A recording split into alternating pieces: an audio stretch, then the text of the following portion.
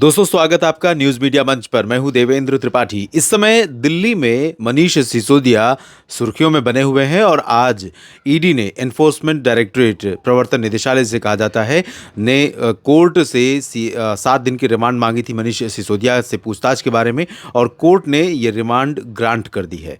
लेकिन इस वीडियो के माध्यम से एक बड़ी बात, एक बड़ी खबर की तरफ मैं आपको लेकर चलना चाहता हूं, और वो खबर ये है कि दिल्ली के तिहाड़ जेल में बंद सुकेश चंद, जिसे महाठग कहा जा रहा है और जिसके तार बड़े बड़े नेताओं से, बड़े बड़े उद्योगपतियों से और बड़े बड़े फिल्म स्टार्स से जुड़े हुए हैं और जिसके ऊपर कई आरोप लगे हुए हैं, आज उसका एक वीडियो सामने आया है। वीडियो में वो ये कह रहा है कि एक एक करके सबको नंगा कर दूंगा और अगला नंबर केजरीवाल का है।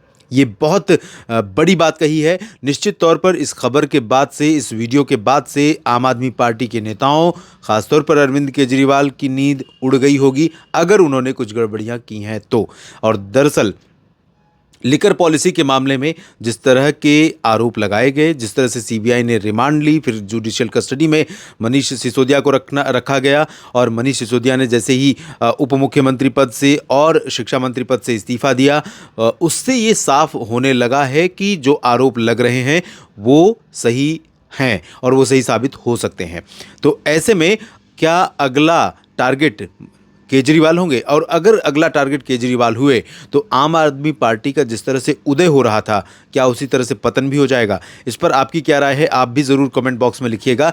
और आम आदमी पार्टी एक बहुत अच्छी होप बन करके दिल्ली में आई थी और लोगों के लिए, आम लोगों के लिए, जिनको कांग्रेस और भाजपा के अलावा भी तीसरे विकल्प की तलाश थी, उन्होंने ऐसी एक पार्टी की तलाश में थे और उनकी तलाश पूरी हुई थी आम आदमी पार्टी के रूप में।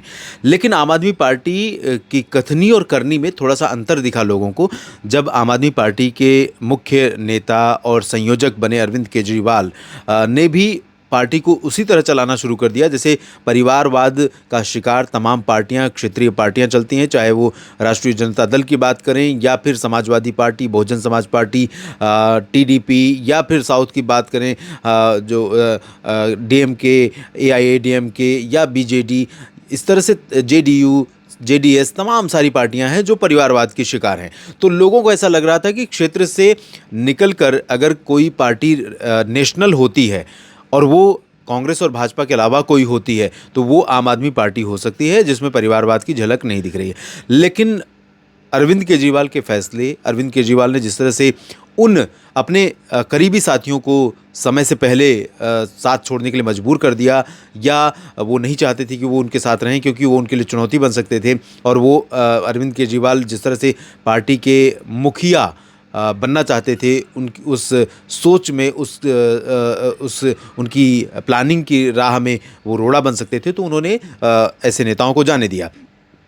दरअसल इस वीडियो के माध्यम से मैं दो बातें कहना चाहता हूं। एक तो ठग सुकेश चंद्र ने जो कहा, वो वीडियो भी मैं आपको दिखाऊंगा इसी वीडियो में आगे, और उसमें एक बात ये है कि इस समय भारतीय जनता पार्टी पर ED, IT, income tax department भी, और साथ ही साथ सीबीआई, इन एजेंसियों के दुरुपयोग का बहुत आरोप लग रहा है। और अगर 2022 तक के नरेंद्र मोदी सरकार के दूसरे कार्यकाल के जो 8 साल पूरे हुए 2022 में, उसके जो आंकड़े अवेलेबल हैं, उन आंकड़ों को मैं आपके साथ शेयर करूं तो तकरीबन 124 प्रोमिनेंट, जाने माने राजनेताओं से सीबीआई ने पूछताछ की थी कई अलग अलग मामलों में। अगर इसमें देखें कि पक्ष में और विपक्ष के कितने नेता थे, तो 95% लीडर ऐसे थे जो एंटी ऑपोजिट थे सत्ताधारी पार्टी और सत्ताधारी गठबंधन के। तो भाजपा के अलावा जो जिन नेताओं से सीबीआई ने पूछताछ की, उनका नंबर 118 है। सिर्फ 6 ऐसे नेता थे जो भाजपा या भाजपा के सहयोगी दलों के थे।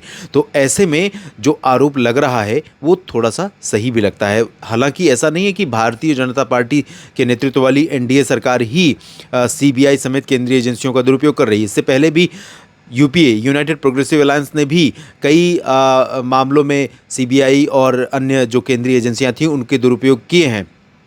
लेकिन आपको याद होगा 2010 में जब कॉमनवेल्थ गेम्स हुए थे, उसके बाद जब आरोप लगे थे घोटालों के और जांच शुरू हुई थी, तो उसमें कई कांग्रेसी नेताओं के या कांग्रेस को समर्थन देने वाली पार्टियों के नेता ए राजा और कन्नी मोई, ये इस तरह के बहुत सारे नाम थे। और बीच में जब CWG कॉमनवेल्थ गेम्स का घोटाला था 2010 का, उसमें दिल्ली की मुख्यमंत्री शीला दीक्षित से भी पूछताछ हुई थी।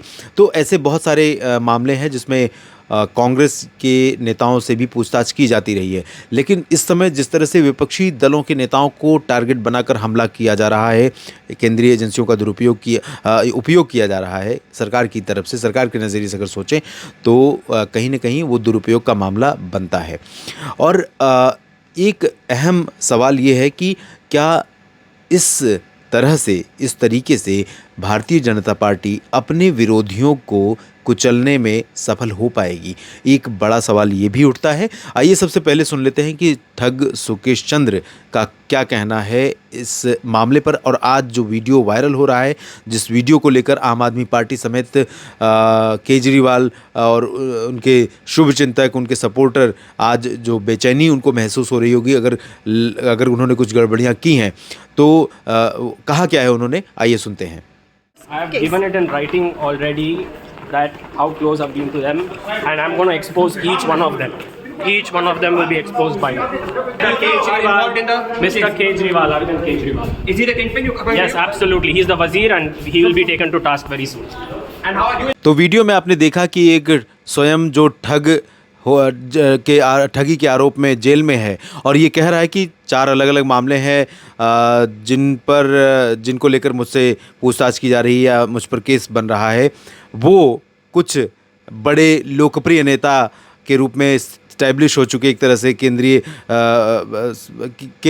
दिल्ली में, केंद्र में तो नहीं लेकिन राज्य में, दिल्ली राज्य में और तमाम राज्यों में भी लोकप्रिय हो चुके हैं अरविंद केजरीवाल। उनके ऊपर आरोप लगा रहा है और देखना ये होगा, दिलचस्प देखना होगा कि क्या है वो आरोप और किस तरह से अरविंद केजरीवाल आते हैं दायरे में। लेकिन आपकी क्या राय है इस बारे में कि क्या कोई राजनीतिक दल, चाहे वो भाजपा हो या फिर कोई और सत्ता में हो जो केंद्र में, इस तरह से संवैधानिक संस्थानों का दुरुपयोग उसे करना चाहिए? और अगर वास्तव में जिन नेताओं से पूछताछ की जा रही है, जिन नेताओं के ऊपर आरोप लग रहे हैं, अगर वो दोषी हैं, तो चाहे वो दुरुपयोग हो रहा है एजेंसियों का, चाहे वो सदुपयोग हो रहा है, वो सही है या गलत है, इस पर आप अपनी टिप्पणी, आप अपनी प्रतिक्रिया कमेंट बॉक्स में ज़रूर दें।